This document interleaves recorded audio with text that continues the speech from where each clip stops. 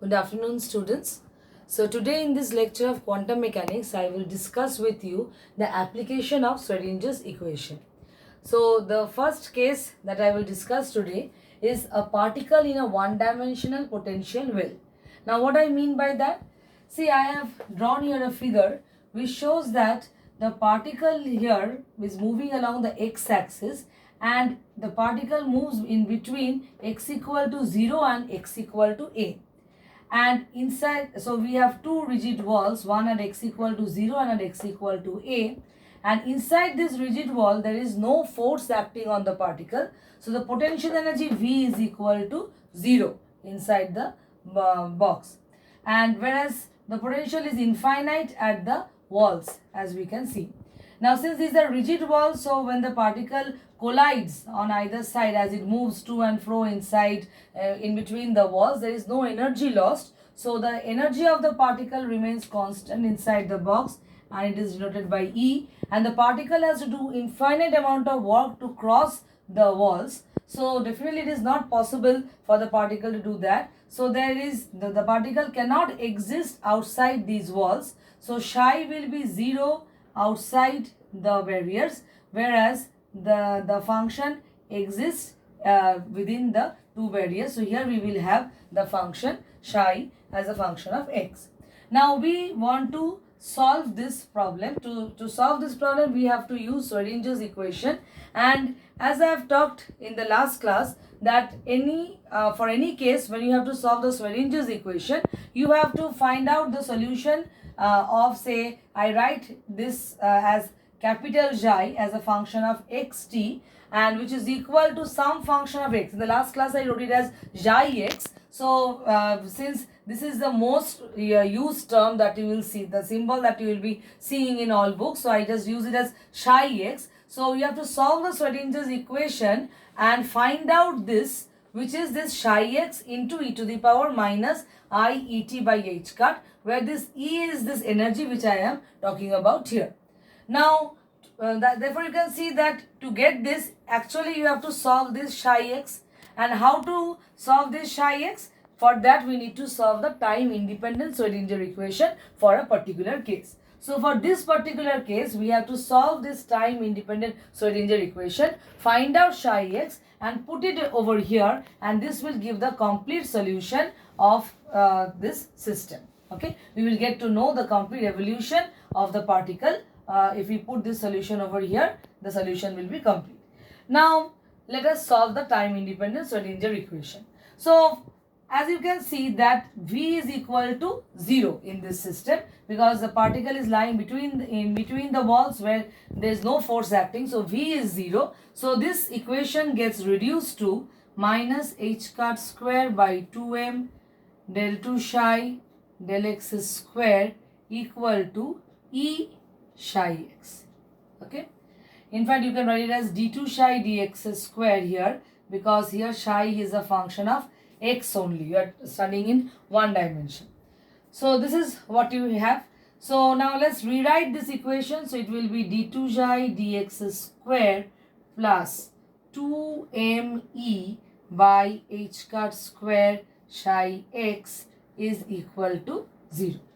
Now m here is the mass of the particle, h cut is h by 2 pi, and e is a constant here. So this whole thing is a constant. So I just replace this 2me by h cut square as k square, where this k is a constant. So we write k square is equal to 2me by h cut square. This is just to help us to solve this equation easily. So the standard solution of this equation will look like this. Say some constant a sin kx plus some constant b cos kx. Now how you arrive at this solution I will not do here. Please try it at home. It has got a standard technique. I think you have also learned in your oscillation class when you have solved second order differential equation. You just solve it and you see that this is the standard solution.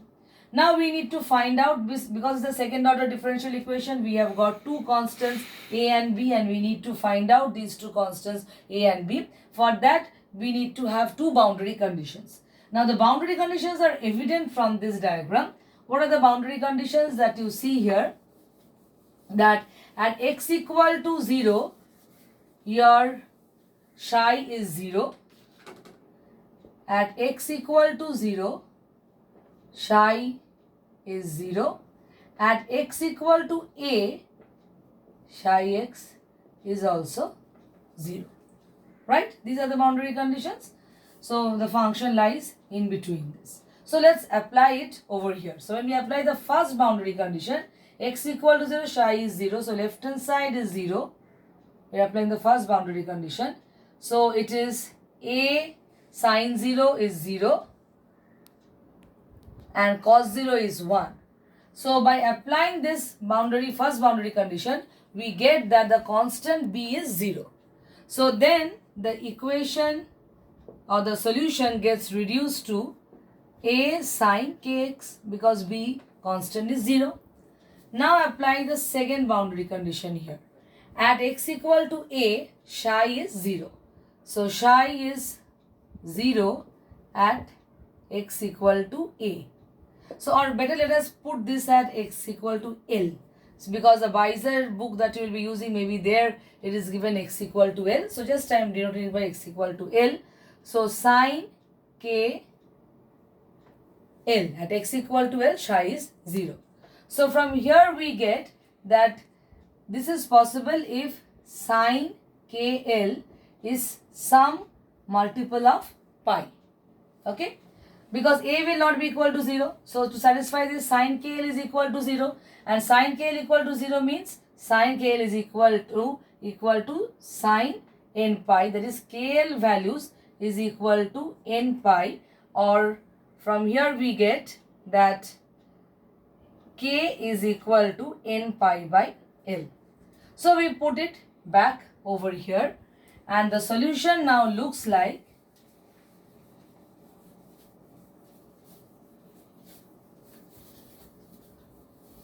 so let me just write this clearly once. Sine kl is equal to 0, which signifies that kl is this and k is this. So what I have here is psi x is equal to a sine n pi by L x. Okay. So this is how psi x looks like. Now to get this value of a, we will apply the normalization condition which we have learned earlier. So we will apply the normalization condition that integral 0 to L mod psi x square dx is equal to 1. So if we apply this, then what you get? 0 to L a square sine square n pi by L dx is equal to 1. So you have to just do this integration and get the value of a. So I am just working it out here.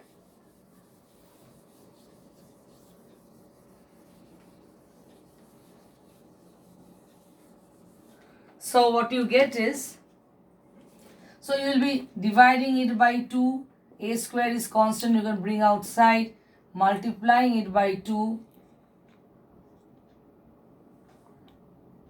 there is an x here. So if you evaluate this and you have to put the limits, the answer will come out to be L.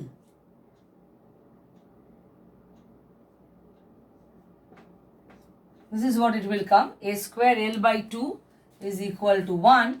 So I am not doing this integration. You can just integrate and put the limits and check that this is the result that you will get. And therefore, A will be equal to root over of 2 by L. So therefore, psi x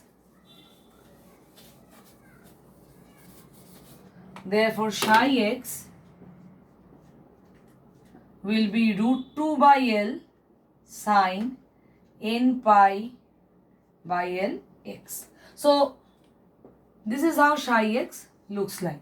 Now n, as you can understand, is an integer. Okay. So for n equal to 1, 2, 3, 4, you can see that the form of psi x will change. It is root 2 by L sine pi x by L, sine 2 pi x by L, sine 3 pi x by L. So for specific values of n, we will be getting specific wave function. Next, from this constant value, from this value of n and the relation that we wrote for k, we can also find out the energy value. So we have written k square is equal to 2me by L square. Okay, so we have got k square is, k is n pi by L. So n square, so this is 2me by h cut square we have got. So n square, so in place of k square I just put this value by L square is equal to 2me by h cut square. So the value of E, let us find out from here. The value of E that we get is that E is equal to n square pi square h cut square by 2m L square. Right? So now for different values of E, n equal to 1, n equal to 2, n equal to 3, you have specific values of E. So, and what does this E signify? The energy that we have already seen that in the previous class also, that the Schrodinger's time independent equation can be written in the use of the Hamiltonian operator, and the Hamiltonian operator is nothing but the energy operator, and especially here the case you have seen that the potential energy is a function of x only, and rather you don't have any potential also. So if it was there, it would depend on x only. So E therefore is the energy eigenvalue, because this is a result of the Hamiltonian operator. So for specific values of n, you have specific values of energy. And each value of n here signifies one particular state of the particle. So what we have seen that for one particular value of n, you have a given wave function and you have a specific energy. You go to the next value of n, you get another wave function, you have another value of the energy. So the energy levels here are discrete in nature. The energy